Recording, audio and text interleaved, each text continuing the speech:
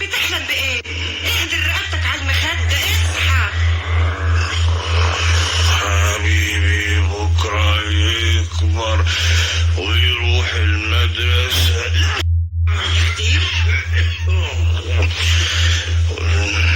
ويقولوا تلميذ شاطر ونمره كويسة. سلامتك يا اخوي، مدبولي مدفوق امال.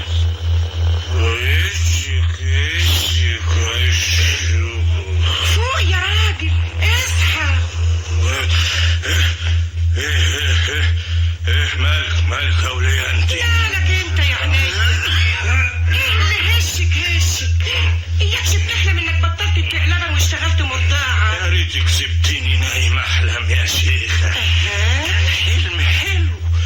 قال ايه بالصلاة على النبي؟ انا وانت عزلنا من هنا وسكننا في بيت بجنينة. قادر على كل شيء. وقال ايه يا سكينة يا مراتي؟ ايوه يا مدبولي. ردت لك الشبوبية ورجعت بنت 17. والسكوتية. ايوه صحيح، بس مش الغرض. اسمعي، وقال ايه؟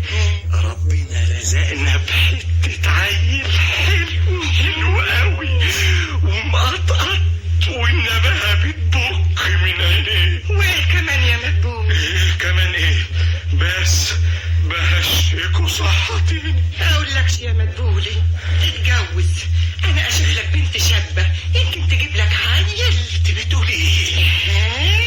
تفرح بيه وافرح بيه معاك. انا كمان نفسي مشتاقة يا مدبولي. طب اخذ الشيطان وانام يا سكينة، نام. شيطان ايه يا مدبولي؟ ودي فيها ايه؟ لا حرام ولا عيب. ايوه هو لا حرام صحيح ولا عيب، بس ايه؟ بس يعني انت ما تاخديش على خاطرك. من ايه؟ هو انت هتروح مني فين؟ ما احنا سوا برضه اهو. غيرك يمكن كان طلق. يا شيخ اعوذ بالله. مش جايزة يا مدبولي. ايوه جايزة، انما انا يخلصني ده عيش وملح سنين وايام يا سكينة. وانا كمان ما يخلصنيش احرمك من الخلفة. ما دام العيب مني انا اداويها بنفسي واجيب لك العروسة بايدي واكسب ثوابها وثوابها. يا سكينة يا مراتي يا بنت الأوصلة. بس النهار يطلع. ايوه هو الواد الفران اللي كان يتكلم على فكيهة ما ردش تاني؟ ما ردش، عمو حس بيه لهفوا لبنته. بركة يا جامع، ربنا يوفقهم. طب وانتي بقى بتسألي ليه يا خالة سكينة؟ لقيتي عريس لفكيهة؟